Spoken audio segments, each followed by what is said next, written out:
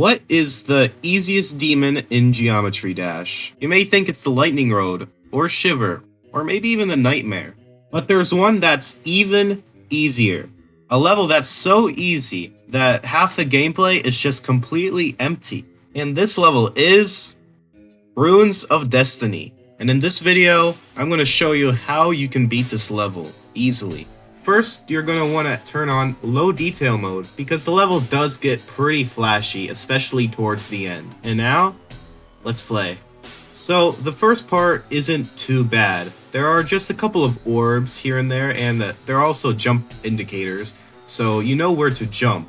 These orbs, you can also just buffer them, which means you can just click them mid-air, and you'll still be able to click them, you'll survive. Now, many of these timings aren't even that hard, even if you're not that great at Geometry Dash.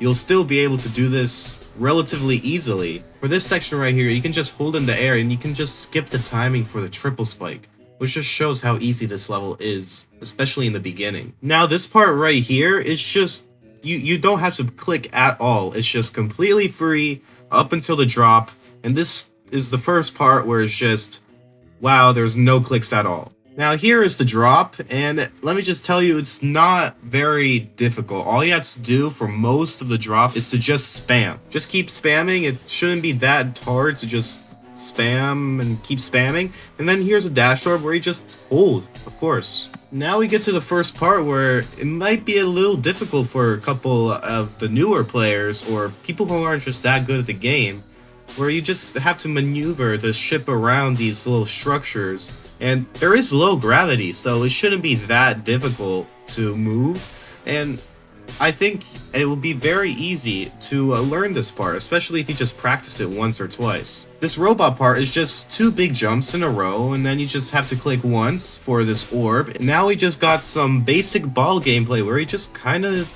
do whatever the ball does. Another swing orb thing, and then it's just one UFO click into empty gameplay. I feel like anyone can do the first 60% of the gameplay, but now comes the part where you may need to practice a bit so that you can know what you need to do, because it gets a little crazy from here. When you enter this part, you're just going to want to hold after this pad, and then just spam, buffer these orbs, and you should make it to the next part pretty easily. This ship section does take some skill, so you may want to practice it a bit, because it is a little awkward with the gravity change, but it shouldn't be too much of a problem, especially if you practice it. So now we're here in the cube part, and all you want to do is just buffer the orbs once again, and when you hit the black orb, just hold. And the same thing for the blue orb, just hold and you'll be able to get past it when you jump right away after hitting the block.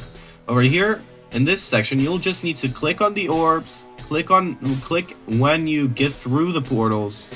And once again, in this swing section, all you have to do is just click the green orbs. Don't overthink it, don't overcomplicate it, and it should be easy enough. Now here comes the wave part, which looks very, very hard. But actually, it's not even harder than the deadlocked wave, in my opinion. What you're going to want to do is hold so that you can adjust yourself, and then you really just do what the wave does. There are some indicators in the background so that you can follow them, and just practice the part a couple of times, maybe make a run from the wave to 100, just so you can get a feel of it. Now what I'm going to do is I'm going to showcase the level with the clicks so you can hear how I beat it. And if you like this type of content, then consider tuning in, staying tuned, subscribe, and like.